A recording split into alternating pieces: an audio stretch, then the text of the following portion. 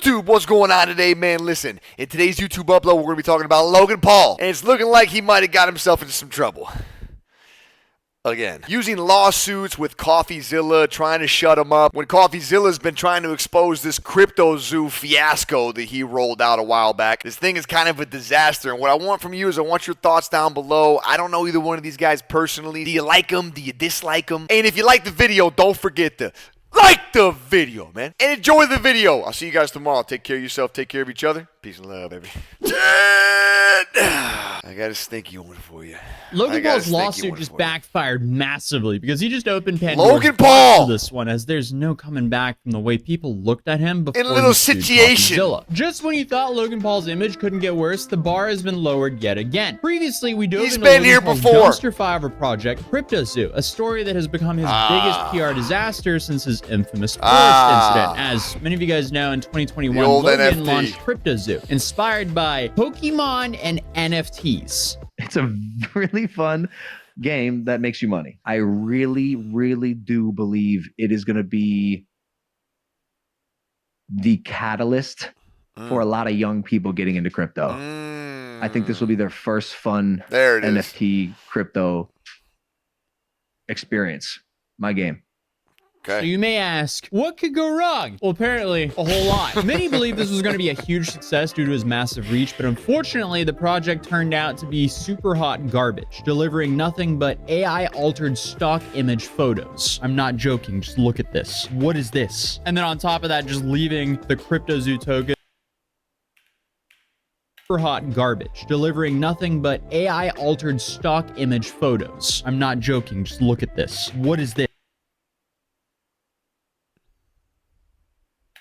And then on top of that, just leaving the CryptoZoo tokens that Logan Paul's fans bought completely useless. Logan distanced himself from the project, but not before the damage was done. It wasn't until CoffeeZilla did a deep dive investigation where he exposed that CryptoZoo was ran worse than a high school group project. He then highlighted the complete lack of accountability from Logan, despite being the project's founder and promoter. And then after over a year of silence, Logan then went on the offense against CoffeeZilla, only to receive significant backlash. He eventually deleted his response, thanked Coffee, and then announced plans to refund CryptoZoo holders. CoffeeZilla is not a criminal. I called him, I apologized. My initial response to his series was that of fire, an ego, flair, whatever it is, pride. I'm a fighter at heart, and I was defensive because I know I never scammed anyone with this project. I never made any money, never sold any tokens, and I only had the best intentions going in.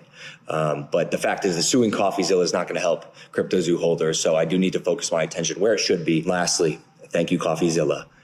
You have catalyzed this, and I am very grateful for your work and your investigation. And I mean that. He thanked Coffee for outing him? Fell through as the game was never completed and the website went down. Logan then initiated a buyback program for his NFT mentors, but only if they agreed to not sue him, and nothing was really done for the CryptoZoo token holders other than Logan burning his supply, which does nothing. If you burn your useless tokens, the other people's tokens are still useless. CoffeeZilla then followed up with a couple of videos titled Logan Paul's Scam Isn't Over and Logan Paul's Refund, applying consistent pressure on Logan to deliver on his promises. That boy's on him. We just had some radio silence from Logan for a little while until suddenly he sued CoffeeZilla, and saying that this created a Streisand effect is a Sean Strickland effect? Suing him after thanking him is wild behavior, man. What did this guy just say? Massive understatement. And then also this lawsuit doesn't even focus on the Streisand for a little while until Oh, you might have had to go to college for this one. And then also this lawsuit attempting to hide a thing you bring more attention to. Weird. Doesn't even focus on the main 3 videos. It focuses on recent tweets and follow-up videos rather than the original expose, possibly due to Texas's statute of limitations. And then also in my original video, I thought that CoffeeZilla was probably going to be able to use Texas's extremely strong anti-slap laws, but apparently he can't because he was sued federally, most likely to anti-slap laws that prevent people that are using courts to intimidate people who are using their First Amendment right. Okay. Freedom of speech. Yes, sir. Guys, real quick. This video is sponsored by Underdog Fantasy. Sign up and use code MFAM. When you do, you can predict how many touchdowns Josh Allen's going to throw this season, or maybe even how many interceptions Dak Prescott's going to throw this season. You can even stack these predictions and win up to 80 times your bet. Have a little fun out there. Circumvent those anti-slap laws. Also, why hasn't Logan Paul announced anywhere that he is suing CoffeeZilla? Because this seems very similar to the approach BitBoy did when he sued me. He essentially intimidated with lawyers and then suddenly a lawsuit without announcing anything. Hopefully, we won't see some weird statement from Logan Paul claiming, "Oh, it was not on purpose for this to be public. I did not mean for this to be public." Hopefully that money will go to good use. But yeah, so we are going to drop a lawsuit 100%. And I'm sorry this became public. So to me, it seems like he knows he isn't the good guy here by not announcing on his social media that he's suing Coffee, because he likely knows the entire internet is going to dunk on him for this. And speaking of dunking on him, Coffee has posted a video with his official response to all of this. And here, he dropped some golden clips that I think will make Logan's entire lawsuit backfire. From the beginning, there's problems. Logan's 5 lawyers tried to discredit me as a journalist. They paint me as someone who wanted money. They say I had a false and malicious narrative. But you know who doesn't believe that?